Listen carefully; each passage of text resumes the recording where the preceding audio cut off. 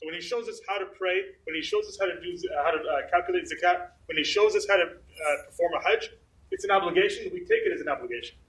When he shows us how to do something that will draw us closer to Allah subhanahu wa ta'ala, that's not an obligation. That's a sunnah. We take it as a sunnah. And we give it the respect and the proper place that it deserves.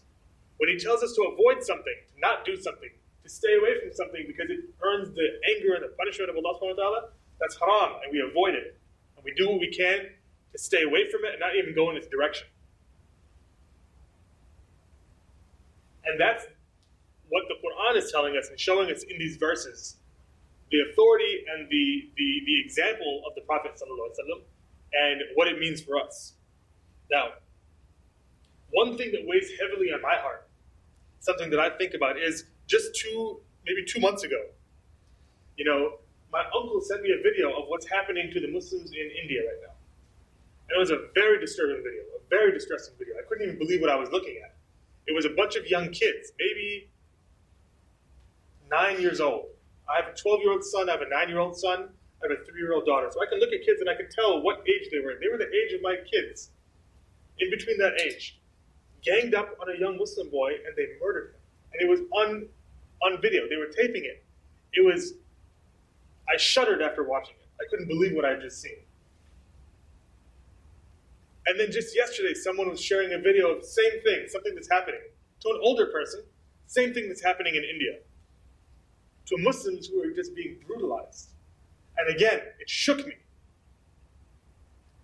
And it bothers me. And it bothers all of us when we see these things happen. We get emotional, we get affected, we get bothered. We are really it ruins our day. And that's a sign of Iman. And that's a good thing that we feel that way. But we are all aware that this is not the only time that it's happening. These aren't the only instances. It's not like I just see a video and this is the only time it's ever happened. We know what's happening in Kashmir and the brutality and the occupation in Kashmir. And we've known about it for decades. We know about the horrendous treatment of the Muslims in China, in East Turkestan, which they call the Xinjiang region of China, and the Uyghur Muslims and what's happening to them. Forced marriages, abductions, they're being banned from praying and fasting. Even the harvesting of organs. We hear about these and we read these stories and we read these reports and it tears you up. It tears you up inside. We know what's happening in Yemen and the crisis in Yemen. And it may not be in the headlines as much, but we know the effect on actual people that it's having. We know it's a man-made, artificial, created conflict. We know about the cholera outbreak, the worst cholera outbreak in the entire world. We know, you look at the pictures of these little kids, babies, they're like 3-4 years old, they look like they're skeletons. They have no food, no water, no medicine. It tears you, it burns you up inside. It rips your heart out of your chest. That's how painful it is to see these things. And it's doubly painful because it's a manufactured crisis. It's a political crisis between two governments, and the people are the ones who are suffering. It tears you up inside as a Muslim. We know what's happening in Syria. We've been seeing it for the past 8-9 years. We know what's happening. We know what's happening to the Muslims in Burma, the Rohingya Muslims, and how savagely they're being treated, and how they even have nowhere to run. They try and run to Bangladesh, they get stopped. They try and escape to try and take a boat somewhere, they get stopped. They can't come in. We know how painful that situation is. And the list goes on and on. It hurts so much to think about it, and to talk about it, and to look at it. It burns you up inside. And then we look at the ayah from Allah subhanahu wa ta'ala where He says, إِنَّمَا الْمُؤْمِنُونَ إِخْوَةً, that verily the believers are brothers. Allah subhanahu wa ta'ala is telling us that us as Muslims, the believers, we are an ummah. We are brothers and sisters. And the Prophet sallallahu alaihi wasallam, when he says something, we have to take it seriously. We understand that as Muslims. We have to take it seriously because of these ayat that Allah subhanahu wa ta'ala revealed. So the Prophet sallallahu alaihi wasallam, when he says that the parable of the believers in their affection and their mercy and their compassion for each other is like a body. And that when one limb or one part of the body aches, the entire body responds with sleeplessness or fever, or there's some real response. There's some real impact. There's some actual visceral feeling that the rest of the body feels. I can't sit there and have an infection in my foot and even have a good night's sleep. I can't have a cough. Or I can't have a stomach ache without that affecting my breathing. I can't have pain in my eye without that affecting the way I carry on the rest of my day-to-day affairs. So this is the way our body, or this is the way our body responds to these ailments, and this is what the Prophet ﷺ said is the example of our ummah. I'm part of a body. If one part of my body is hurting, I have to respond, because that's not someone else far away. That's not someone else overseas. That's not someone else that's far removed from me, detached from me. Allah subhanahu wa ta'ala is telling me this is my brother, and this is my sister. And the Prophet ﷺ is coming back and confirming that we, as one ummah, as brothers and sisters, should feel the pain of each other, should be aware of the pain that we're each facing, should respond in a manner that's according to what's going on, to the reality that we're facing. And there's a hadith that even underscores this point, that highlights this point, that raises this point and takes it to an even higher level, where the Prophet ﷺ said, and this is recorded in Bukhari and Muslim, that none of you has faith until he loves for his brother what he loves for himself. If he loves for his brother, and we also know that means for his sister, or for his sister as well, what you love for yourself. So that means part of my belief is that I feel what's happening to my other brothers and sisters, and that I want the same goodness for them as that I would want for myself. And I would want the same protection from harm for them as I would want for myself. And that's actually a condition of our belief, that I can't even call myself a believer. Or how can I even call myself a believer if I don't feel that same pain that my brother and sister may be feeling? In other words, if I don't think about it, if I'm not aware of it, if I don't cry about it, if I don't feel the pain of what's happening, how can I call myself a believer?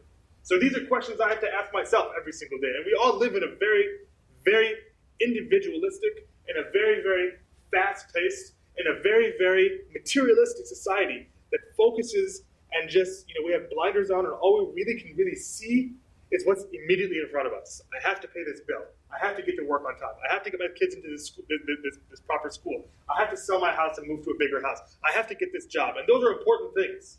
Absolutely. They're responsibilities. But this life, especially living here, we, through whether it's media, whether it's culture, whether it's society, we are very, very, very concerned about ourselves. And that's the way the society is designed. It's a very individualistic society, but Islam comes back and reminds us that we're connected to something bigger. When someone else's stomach is hungry, I need to feel that pain. I need to be aware of what's happening. Muslims, even non-Muslims as well. I can't just close my eyes and worry about what's happening just to me. I have to, as part of my belief, be aware of what's happening. I have to, as part of my belief, feel what's happening. I have to, as part of my belief, do something about what's happening to those around me. Now, I have to feel that pain. I have to feel that hunger. I have to feel that fear. And if it's hard, I need to make myself think that. I need to focus on that. I need to remind myself. And this is a reminder of myself first and foremost, because we all know how busy life can get, and we're all victims of that. And unless we're constantly reminding ourselves and thinking and being aware and putting it and making it top of mind and being present and aware of the reality, it's going to escape us. But again, the Prophet ﷺ said it's part of our faith. We have to love for our brother what we love for ourselves. And that if one part of this ummah is hurting, I have to feel it like it's happening to me. Like it's happening to my family, like my child is sick, like my child is hungry, like my child is dying. I have to as a part of my belief. Now, the other day, we have a family friend that I've known for maybe 18 years, 19 years. Their eldest son passed away in a car crash. He was 25 years old. I've known him since he was 6 or 7 years old. He passed away in a car crash, 5 o'clock in the morning. He must have been driving to work from the northern suburbs on 9094 on the Kennedy into the city. 5 in the morning, he passed away. And the first thing that happens is, the first thing you ask is, what happened? How did it happen? Was he alone? Was he on his phone? Was he sleepy? Was there someone else in the car? Did somebody hit him? Was he driving? Was it oily on the road? What happened? Because as we went and we heard more of the news, apparently the car hit something and it flipped over. He died on impact. He died instantaneously, is what they're telling us. And you look at that, and the question you ask is, what happened? How did it happen? Why? Because you want to know, how can you prevent it from happening? How could this have been prevented? How could we have avoided this? How could this young man that I've known since he was a little kid, that my wife and her family has known since before he was even born, how did this happen? What could have happened? Or what could they have done to prevent it? Now, you ask these questions because you want to know what you can learn and what you can do to make sure something like this doesn't happen again. Now, in technology, they have a name for this. They call it root cause analysis. When a system goes down, when there's a failure somewhere, when something happens, you want to figure out the issue. You want to solve it, stabilize it. But you always go back, and the executives always want to know, what was the root cause? What are you guys going to do to make sure this doesn't happen again? It's called root cause analysis. And that just shows seriousness. When something happens, you solve it. But when you're serious about it, you say, okay, what can we learn from what happened? And what can we do to prevent it? Now, coming back to the example of this young man, I just heard last week that his family, his mother and father, were driving on that same exact route. They got in a car accident, totaled their car. Alhamdulillah, they walked away with no injuries. But it makes you think, what happened? You look at that situation and say, maybe there's something wrong with that road. Maybe there's something wrong with the signal. Maybe there's something wrong, actually with the structure of the concrete. We don't know what the situation is, but these are the things that you think of. When something happens, you always want to go back and say, okay, this is happening. What's the cause? What's the reason? What can we do to prevent it? And the reason I'm saying this story is because, yes, I'm talking about what's happening to the Muslims in Kashmir, and in Palestine, and in Syria, and in Burma, and in East Turkestan and China. I'm talking about all of these things. But we have to have the same level of thinking, the same level of seriousness. What's the root cause? Because if I'm not asking the questions of why does this keep happening, then it's going to keep on happening again and again and again. Now, in the past 25 years, I've seen Bosnia, I've seen Kosovo, I've seen Chechnya, I've seen Kashmir, I've seen Iraq, I've seen Afghanistan, all these open wounds in the Muslim Ummah. So I have to have the same level of thinking and say, okay, what's the root cause? Why do all these things keep on happening? Yes, we need to donate. Yes, we need to alleviate the suffering. Yes, we need to do what we can to provide relief and provide assistance. Absolutely. But we have to also take that same level of thinking and say, maybe all these things aren't just individual things happening over and over and over and over and over and over and over again. Maybe there's a common theme. Maybe there's a common element that's happening. Maybe there's actually one solution, a common solution that if we apply that solution, it solves all of these problems so that they're treated from the root cause and they don't keep happening again. And that's what I'm going to end this first part of the khutbah with. أقول قولي هذا وأستغفر الله العظيم. We beg Allah subhanahu wa ta'ala for forgiveness. Alhamdulillah, alhamdulillah rabbil alamin, wassalatu wassalamu ala rasulih al-kareem. There isn't much time left in this second half of the khutbah, but I want to share a story that illustrates this root cause analysis, this looking at the problem and treating, not the symptoms, not getting stuck in constantly bouncing round and round and round, just putting band-aids and treating the symptoms, but focusing in and honing in on what the problem is, even if it means dealing with the pain for a little bit. Even if it means dealing with the wound, dealing with the problem for a little bit, so you can dig down, get to the main source of it, solve that, so everything else resolves itself. And that one simple story I want to share is from the life of the Prophet ﷺ. We know how hard it was for the Muslims in Mecca after the Prophet ﷺ announced the da'wah. We know the torture, we know the humiliation, we know the persecution, we know the boycott, we know even the killing that happened to the Muslims, to the Prophet ﷺ Sahaba. We know how hard of a time it was, especially when you go back and you read the time when the Prophet ﷺ was boycotted in the valley. They were eating grass. They were eating bark from trees. They had no food. No one was allowed to give them food. No one was allowed to marry them. No one was allowed to do business with them.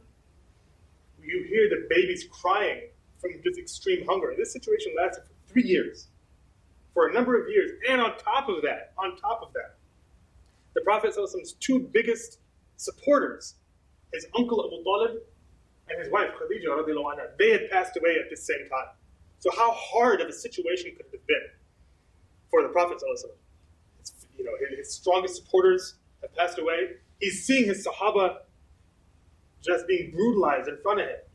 Seeing babies crying. I can't stand seeing my daughter cry for 5 minutes when she doesn't get, the food she wants, let alone being responsible for other people's children crying because they've embraced this message and they're dealing with that pain. They're dealing with that hardship. Now, with that in mind, and how hard of a situation it was for the Prophet ﷺ, he was then given permission by Allah subhanahu wa ta'ala to go to other tribes outside of Mecca. Because Mecca, they were so hard to him, he was allowed to go to other tribes. We know Taif. And we know what happened in the city of Taif. He was pelted with stones, ran out of the city, bloody. He continued with Abu Bakr to go to other tribes. And he presented himself as the Prophet and said, accept me as the Prophet, accept Islam, and protect me and Islam. And he went to multiple tribes, and a lot of them said no. But there were some who said yes. Some said, yeah, fine, no problem, we'll accept you as the Prophet. But when you die, the rulership has to come to us. And imagine the Prophet, his Sahaba were being killed. They were being tortured. They were being persecuted. He could have just said, okay, no problem, let's just do that. But he said no. Even though it meant further persecution, he said no. You have to accept Islam completely, with all of its conditions. I'm not going to accept the help from you and accept your shahada on condition that when I die, the rulership comes to you. That is a matter in Allah subhanahu wa ta'ala's hands. He rejected it. It was a difficult decision. He rejected it. Another tribe, Banu Amr bin Sa'sa. They were Shiban bin Thalaba, forgive me. Banu Shiban bin Thalaba. They were a strong tribe. They had an alliance with the Persians at the time. They met with the Prophet ﷺ. They heard what he had to say, and their most eloquent person said, we like what you're saying. He recited the Quran to them. They said, we like what you're saying, but we have an agreement with the Persians. We have an agreement with the Persian Empire because they bordered the Persian territory. They said, we have an agreement with the Persian Empire that we won't support anyone that they don't like. And we know they're not going to like what you're saying.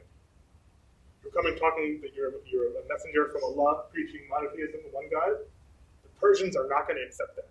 So we can protect you from the Arab tribes. We can protect you from anyone else that tries to attack you. We will accept you as the Prophet. We will believe in you. We will protect you. We will support you. But we can't protect you from the Persians. They're too big. They're too strong. We already have an existing agreement with them. And the Prophet ﷺ, he also rejected them. But he said something to them. And he told them, your reply has not been an evil one, because you have spoken frankly. However, the only people who can establish the deen of Allah are those who can protect it from every angle.